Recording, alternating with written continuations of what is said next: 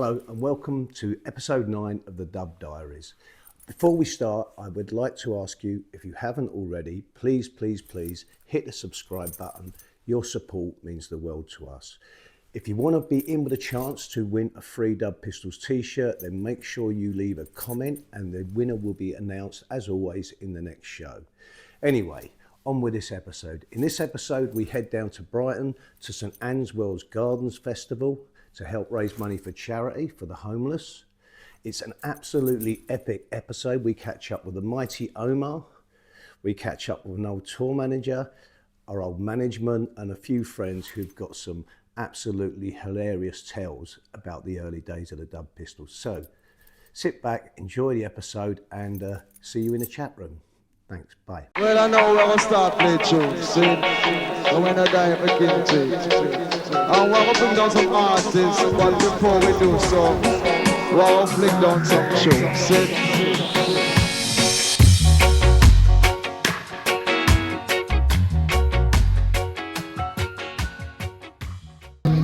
Heaving out there, absolutely packed.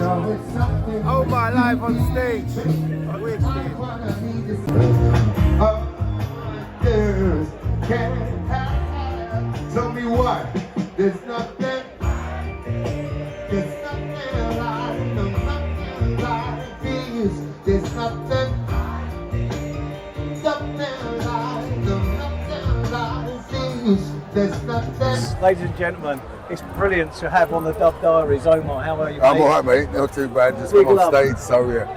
Sounding wicked, mate. Thank you. Sounding wicked. So what's been happening in your world these days? I'm just finished my 9th album. It's coming out in June. It's called Brighton and Hove. We've got people like Paul Weller. One of my heroes. Mine too. He was my first professional gig. Really? I played for the Star Council when I was 18, and we toured Japan. That was one of my favourite bands. I went to see them 2 nights in a row at the Royal Albert Hall. Right. When was DC that? Lee, it was just as the second album, Giant Towers, was it? So you might have seen me playing at that point, because we did a gig at the Albert Hall as well. Yeah. India, RE, J with the Damager, gigs, Stuart Zender's on it as well. So plenty of people. And who's that coming out on? I saw it out on BBE. It's actually Impressive Collective, which is part of BBE Music. Right, I mean, you're on the road this year? I'm on the road. I'm actually touring the States. I just did a 6-date tour in January. I'm going back out in July for 11 dates. How are you finding the States? Amazing, because I hadn't been there for a little while, so to actually get back there was, I mean, like they turn it up to 11. Yeah. I know what we signed to get. We did, and I haven't done it for quite some time. And I've always been like, at the time it was really intense. Do you know what I mean? I loved it. And it taught me a lot about being a live band and all that. Right. But then since the new era and things like that, because it's what people don't realise, it's 52 countries almost, isn't it? So touring there, it just doesn't stop, does it? Yeah, it does. But I mean, it's such a big, vast, land to That's what I'm saying. cover. You do 6 weeks and you ain't touched the side. Oh, absolutely. That's what I mean. I know you've got to do like a month or a year to cover it all. So 11 dates, I'm happy with that. That's 10 cities as well, and that's not even covering the West Coast. So yeah, it's good. It's good. Omar, thank you for your time, Bless you. brother. No worries.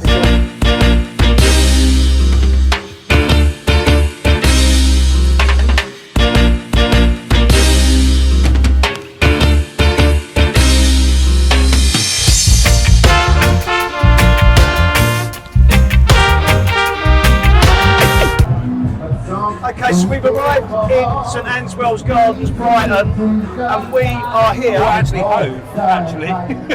Sorry, I stand corrected. We are in Hove. Hove, actually. We've arrived. So this is the second time we've played here. I'm here with a good friend of mine, Dean Marsh. He's one of the organisers, and he can tell you what this charity is. Yes, so thank you, Barry. Yeah, Barry is back. It's been 3 long years since they last smashed it here. We're very excited. Yeah, so this is a community festival. It's a free festival, old school, and yeah, we're helping Night Support, which is a charity based here in Brighton that helps homeless people, provide support and infrastructure to them, and also this park as well is a charity as well. So we're helping the community, helping the homeless people, and it's just a lovely vibe here. It's really uncorporate, and there's so much going on, and we are so excited to see Barry and Shirley and the Pistoleros in action. It's going to be amazing. Dean doesn't just organise this charity. Dean's one of the best music lawyers in the business. Oh, well, that's right. I checked in the post, Barry. Yeah, no problem. But I was lucky enough to experience this. We were out together one day in Ibiza. We were out one day in Ibiza, and I accidentally had some sort of unfortunate incident which involved a mannequin. Anyway, this woman came out and she attacked me with the arm of this mannequin, and she called the police and I got arrested. Dean got me out of it. How did it go for us? Well, in fact, I was almost arrested myself on the same day, and Barry reciprocated and got me off because we were on a bunking and I rather energetically pulled the ears off the Bronco, so it was unusable. Do you remember? Yes. And so I managed to help Barry get a get out of jail card for the incident with the mannequin and the sunglasses. Remember the sunglasses? You said what it was, right? I don't know what happened, but I ended up with a mannequin on top of me on a pavement in Ibiza. And Dean and the police came and they were dragging me off, and Dean said, "No, the mannequin attacked me." And he took his word for it. I forgot that.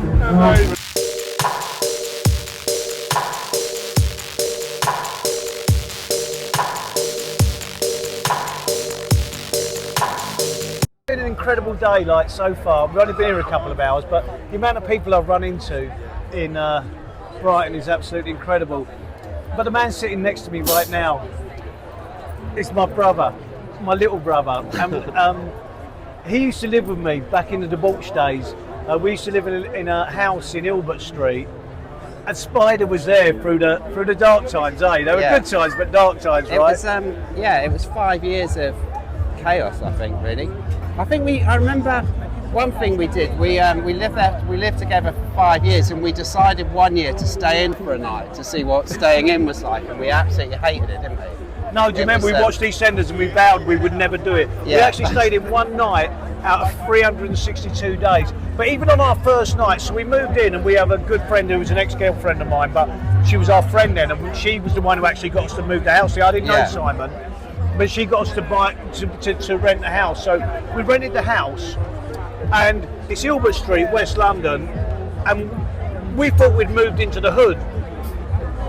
And what happened was, I had been having some sort of, I don't know, what do you call it? Sort of complicated relationships, I suppose. Complicated relationship.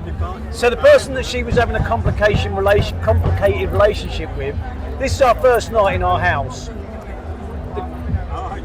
The partner of the complication decided to come and turn up. We're sitting there, weren't we? Yeah. And a brick came through our window. Right, a brick came through our window, didn't it? Earlier that day, the day we moved in, we smashed up your sofa, didn't we? Because it wouldn't go in. So we threw it off the roof terrace, smashed your sofa, tried to get it in, tried to cut it up with a saw. It wouldn't fit in, so we just dumped it on the street and got drunk. And I think that really happened for sort of 5 years, really. I think I just left art school and I was moved in with these two.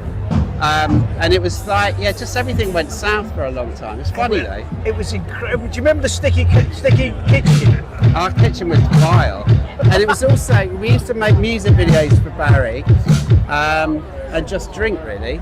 I can't really remember we didn't too much sleep for, about I it. don't know, did we? We used to, every night was a party back at ours. And like I said to you, we thought we'd moved into the hood. And do you remember, I remember I never used to be able to actually get through the door. And I'd pass out sometimes on the doorway, and the neighbours would come and tuck my legs in and close the door. Being so drunk you couldn't even, opening the door was like all the energy you had and just blacked out there and then. But it was funny, it was like Richard Norris from The Grid was always around. And there was Barry's brother, DJ Large Salad was there off and on, wasn't he? Chemical Brothers, everybody was there. Everybody used to come back to ours and have a party, every night. We had a party every night. We did, and there was a tiny family, a sort of young Asian family next door that never said a word. It was unbelievable. They didn't ever say anything, like even though they probably never slept, and we didn't either. No, and they didn't. Do you know what? Again, as well, and this is part of living. It was a sort of Jamaican community, and big Caribbean community. Yeah. And I remember I went round and apologised one day, and they went, no, you don't need to apologise. For us, this is expressing you know, we made so much noise because, like I said, we would be pumping it out every night, and they come around and said, to know this is a celebration, this is enjoying life. Do you remember? Yeah, you don't get neighbours like that very often, do you? I said, you know, I thought we'd moved in the hood, we were the hood. And anyone who was living near us, I apologise to them now. And we used to every year there was always tours going on. Barry was always recording albums in the front room. I was the only one who had a job, actually. I was like a film editor at the time and a music video director. But I would like some nights there'd be like sort of 50 people downstairs, and I was like, you know, I've got to fucking work tomorrow. And everyone would like, shut up, Spider. And so I basically used to go upstairs, put my earplugs in, and like about 6 o'clock it would calm down. And I'd get up at like 7 and go to work. But these were good times, right? Halcyon times.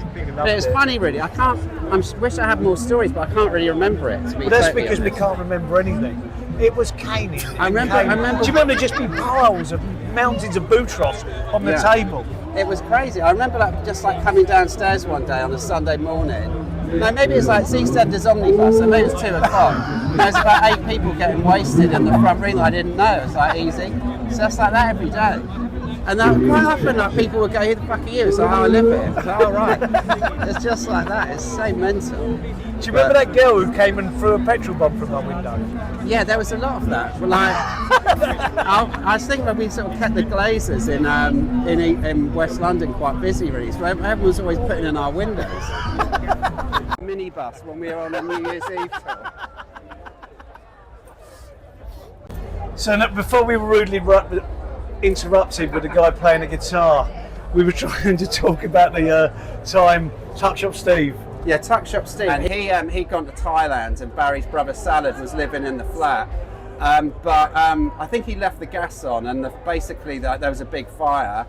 So and it was a long time ago. So the only way we could get hold of Steve in Thailand was with a telegram. And Salad brought the telegram home that he sent to Steve, and it just said, Steve, stop. It's Salad, stop. Come home, stop. Your flat's exploded, stop. And then Steve came back because Salad went round there to pick up some stuff, and there was basically a fire crew, and like all the windows were gone, the front of the house had gone. He literally blew Steve's flat up.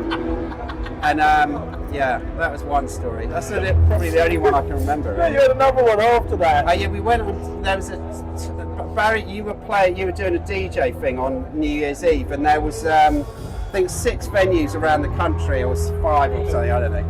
But we were in a minibus, and Barry, you had put the deposit down, and you were like, look, no one smoke in the van, no one drink in the van. And in between the first and the second gig, Salad was smoking a joint and set fire to the minibus.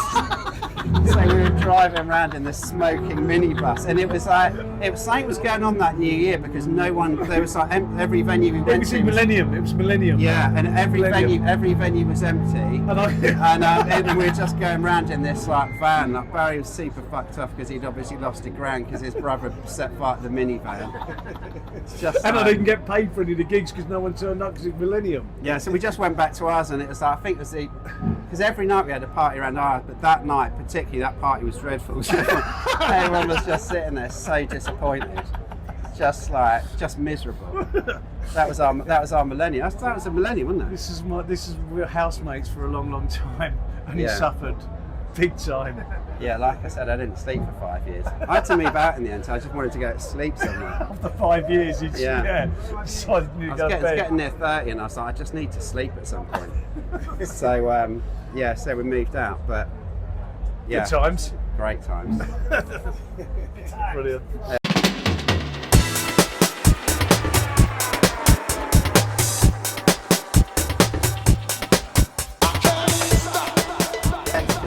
So, I told you, I knew that today was going to be a fantastic day, and all I've had so far, I've been surrounded by just friends, and it's, when you watch this episode, probably be the best episode we've had so far, and it is because all these people that have coming around us today are my best friends, but they've all been involved in a special part of this journey with me, and they've all been part of when it all went tits up. So this is Sharky. This is one of my dear friends.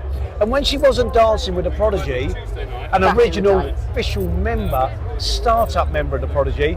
She had the unfortunate luck of becoming a tour manager for the Dub Pistols. Right? Barry, I've got a question. Was I the manager or the agent? I don't know. I don't think we all knew. I think there was blurred lines. Yeah. So anyway, we went on a tour of France. A regional tour of France. It was Rodney P and myself, and we called it the room on the dance floor. Because there was room on the dance floor. No one turned up, did they? No one turned up. We were like McDonald's all the way, wasn't it? I was like, Barry, I can't eat McDonald's. Rodney, all he wants to do is eat McDonald's. You know what I mean? It's like regional France, space. But you There's remember just a lot of space everywhere. Every gig, it was just space everywhere. And we were pissed off. Rodney was pissed off, and I was pissed off because basically no one turned up. Did they? No we had one shows. turned up. We had a French agent, didn't we, called Benoit. It was like one morning we called him up, didn't we? Like Barry texted me 8 a.m, like we've been up since fucking 6, you know. Urgent meeting. Poor Benoit, you know what I mean? He's like doing his best. He's like, hey, she. I'm going to come to you. I'm going to come to you.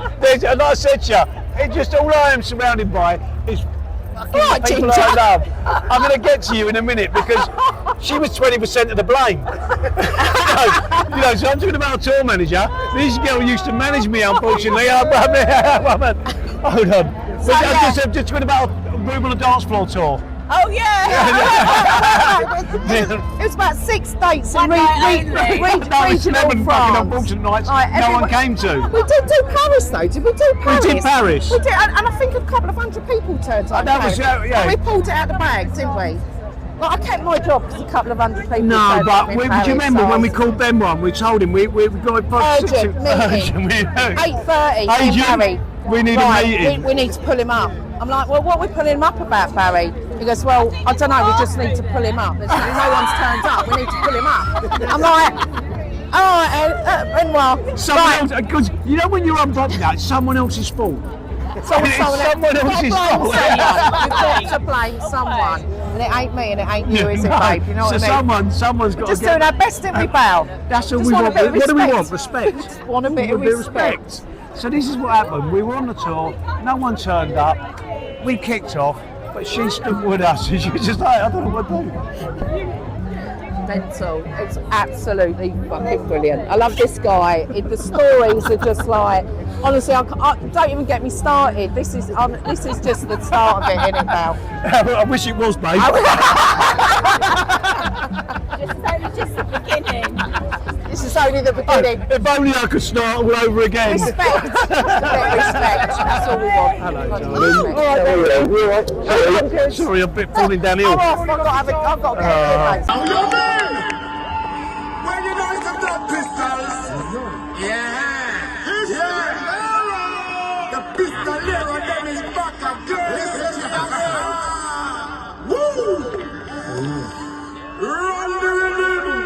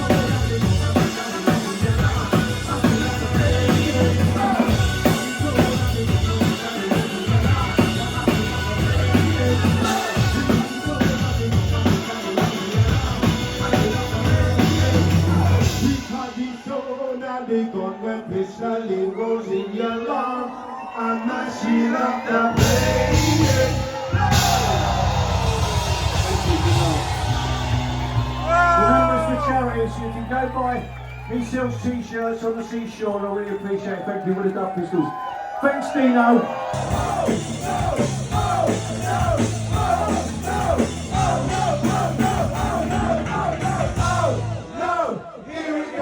Mate, what a set. What a set. Absolutely brilliant, mate. Absolutely brilliant. Mate, I've never seen anything like it, Baz. Not seen anything like it. Honestly, I've seen bands, I've seen performers, I've seen artists, but some of them don't have it, you know? But you guys. She flew all the way. Your dad. I flew all the way back from Italy to come and see this. She come back on Monday. And I'm flying back to Italy on Monday, so... It's not me this time, there's fuck all left. Look, everyone else has What do you mean there's fuck all left? This wasn't me, alright? Don't blame me for this fucking vodka. You can't go the vodka. Thomas?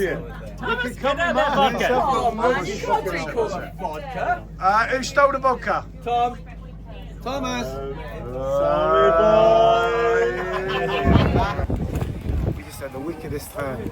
It was just absolutely. People tuning to this week's through this Dub Diary. Barry's met like some old friends, some new friends, some borrowed friends, some blue friends. I'm not only playing, but it's the Dub Diaries. People tune in every single week. Don't forget to subscribe, like, and tell your friends. This is sick, mate. Welcome to the Dub Pistol Tour Bus. Have you? So that's where the vodka went? That's where the vodka went. So which goes with Tom? Where's that vodka, Tom? The vodka's in here. But it's the first time the band are dropping off at my house. Oh, so you're allowed? Yeah, I'm allowed. There's your hat, sir. Thank you.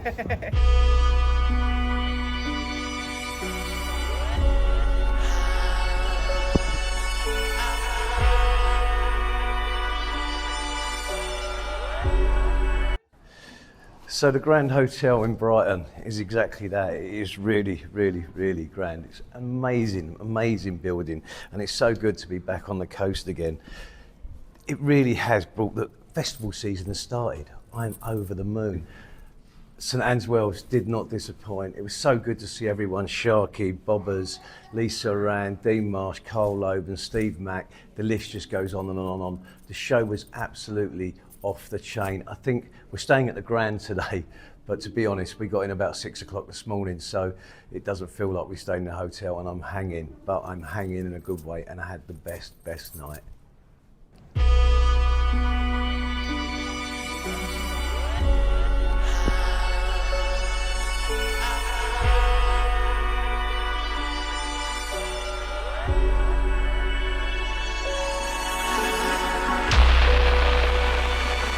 Like the rising of the sun.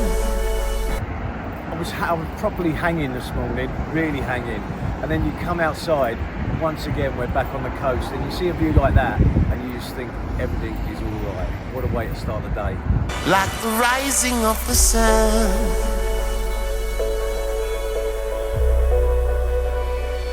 At the breaking of the dawn.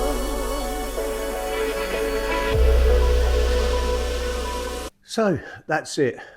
I hope you enjoyed this episode, and just a little reminder, if you haven't already, please hit the subscribe button, and we'll see you the same time, 7 p.m. next Thursday.